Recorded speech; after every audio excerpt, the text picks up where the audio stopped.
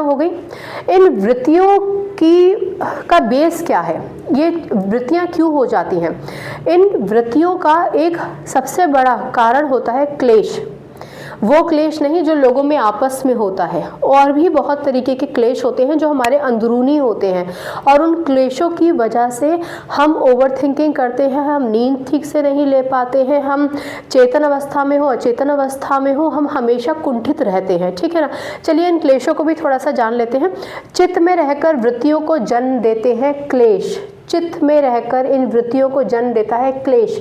अब ये क्लेश क्या होता है?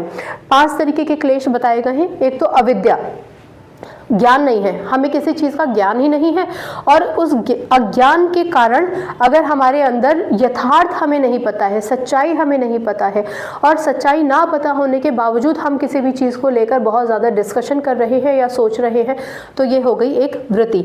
बहुत समय आपने देखा होगा कि घर में किसी पॉलिटिकल बात पे डिस्कशन हो रहा होता है, हम और सामने डिस्कस करने वालों को ही पूर्णतः ज्ञान नहीं है, यथार्थ नहीं पता है, लेकिन हम कितना डिस्कस करते हैं, और फिर अल्टीमेटली सच में ही क्लेश हो जाता है। ठीक है ना। तो आप समझ गए होंगे इस एग्जाम्पल से कि अविद्या एक सबसे बड़ा कारण है। ठीक। उसके बाद अस्मिता, अहंकार, मैं, ये मैं की जो भावना होती है ना, ये भी बहुत ज़्यादा क्लेश को जन्म देती है।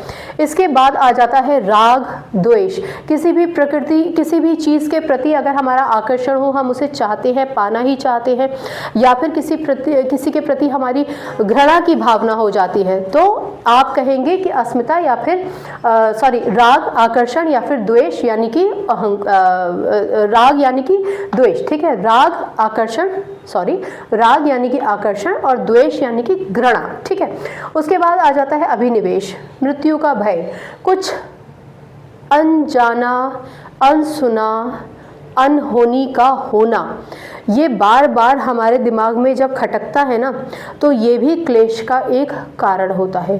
बेवजह हम अगर किसी भी बात को लेकर अपने मन में भय रखते हैं, तो वो भी क्लेश होता है। तो अब आप समझ गए कि चित्त में रहकर ये जो चीज़ें होती है, अविद्या, अज्ञान, अस्मिता, अहंकार, राग यानी कि आकर्षण, द्वेष यानी कि घृणा, और अभिनिवेश यानी कि मृत्यु का भय। ठीक है ना, आसक्ति जिसे आप कहते हैं, इन क्लेशों के कारण भी वृत्ति होती है। क्लियर। अब दोबारा से आ जाइए।